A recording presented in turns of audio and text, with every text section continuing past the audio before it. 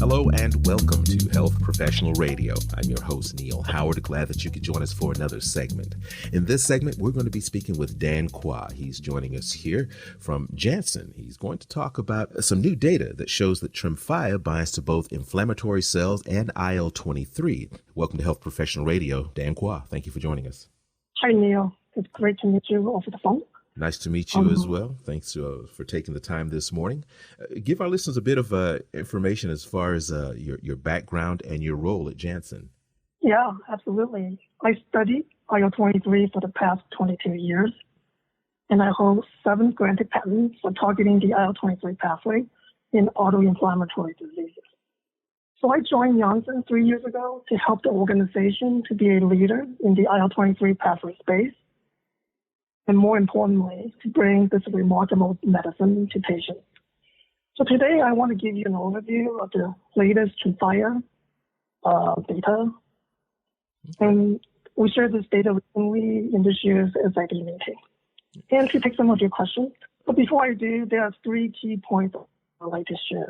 Okay. Is that okay? Yes.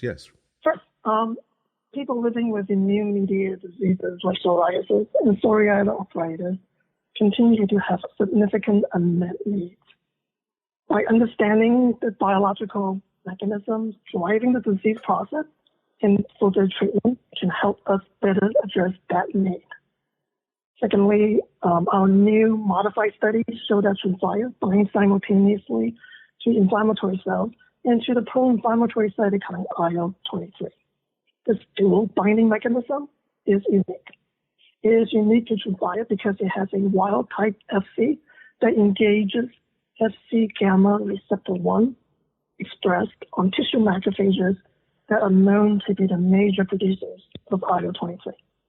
Finally, the last point, this new data suggests the possibility that TREMFYA neutralizes IL-23 at its cellular source. By stopping the cascade of inflammation in diseases like psoriasis and psoriatic arthritis. So these are the 3 major points I want to bring across today. Well, what does the current landscape look like for treating these inflammatory diseases before we get into the data? Yeah, there are so many people still living with immune diseases. They're not having their needs met by today's medicine. Almost 125 million people worldwide is living with plaque psoriasis.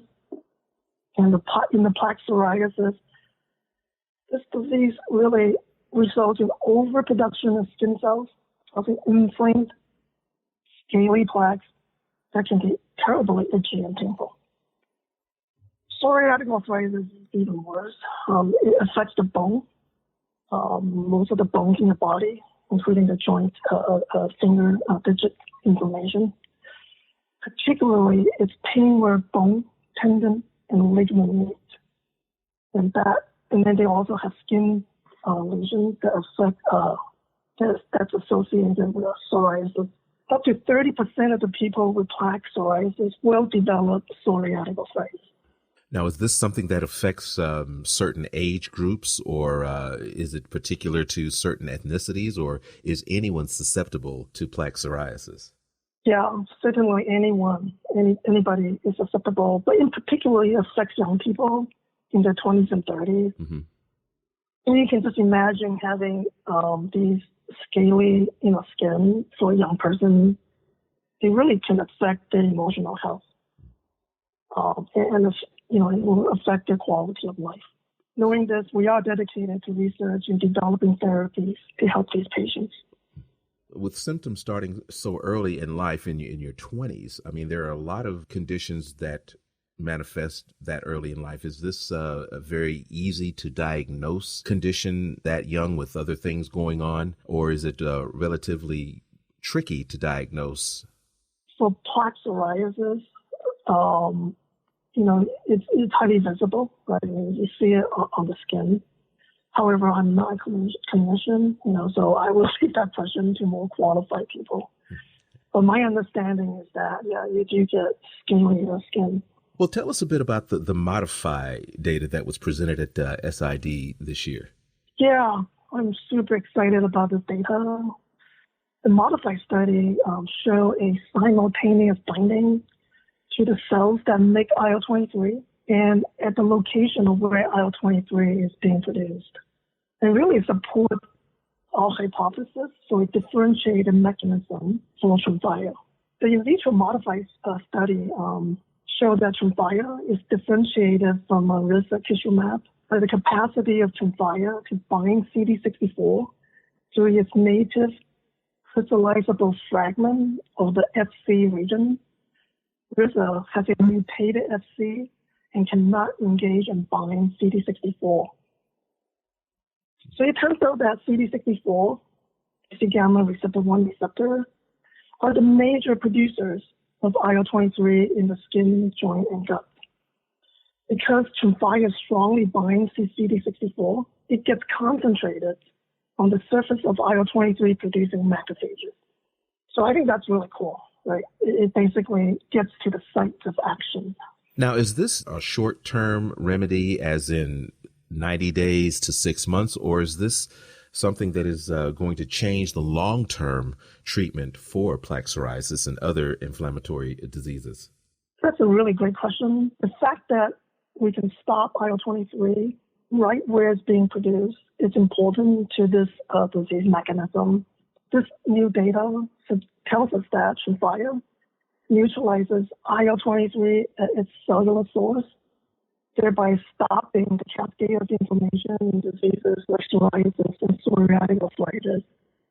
And so by binding to IL-23 while also being localized to IL-23 producing cells, TREMFYA may neutralize IL-23 at the macrophage T-cell interface, and that's really the epicenter of immune activation.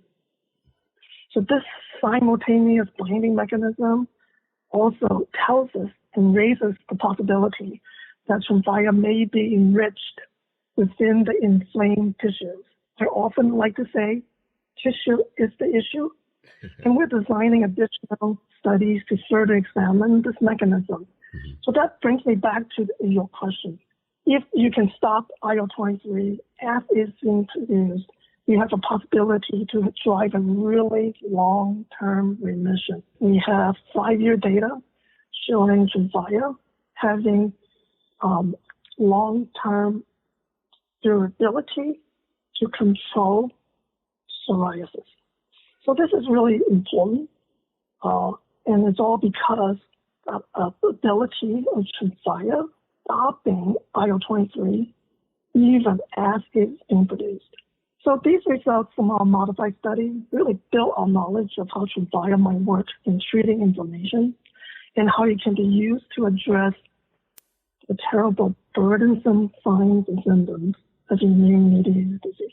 Can you give us a website where our listeners can learn more? Oh, absolutely. Let's go to Janssen.com. And that's JANSSEN.com. Is that correct? Yes, that's correct. Well, Dan, it's been a pleasure speaking with you. I know 10 minutes is not a lot of time to discuss such a vast topic, and I'm hoping that we can get you back for some more segments and speak more. Okay, great. Thank you. You've been listening to Health Professional Radio. I'm your host, Neil Howard, in conversation with Dan Kwa. Audio copies of this program are available at hpr.fm and healthprofessionalradio.com.au. You can also subscribe to the podcast on iTunes. Listen in, download it SoundCloud, and be sure and subscribe to our YouTube channel at youtube.com/Health Professional Radio.